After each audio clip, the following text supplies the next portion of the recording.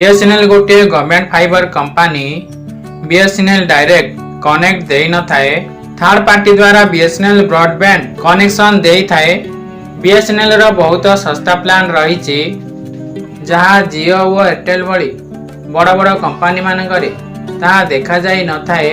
BSNL free installation रो सुविधा रही जहाँ अन्य कंपनी मानकरे देखा मिल न थाए। बीएसएनएल फाइबर रो सस्ता और भल प्लान रही आसतु जानिबा। बीएसएनएल रो सस्ता plan हेउछि 249 टंकार plan.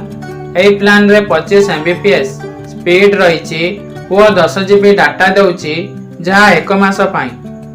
Unlimited call to any network सुविधा रही।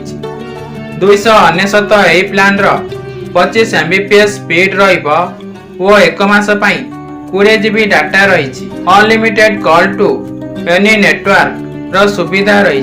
399 ए प्लान रो 30 एमबीपीएस स्पीड रहिबो और एक मास पई 1400 जीबी डाटा रही। Unlimited call to any network रो सुविधा रही।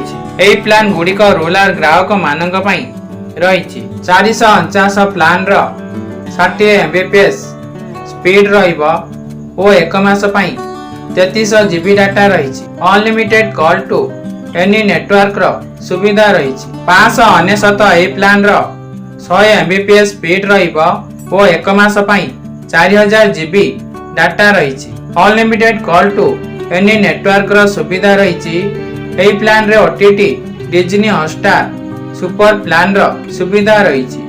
आपण मन को भल लगे लाइक करिवे, शेयर करिवे। आगो को आसुथबा सबु नुआ वीडियो थिया पई सब्सक्राइब करबा को भूलिबेनी।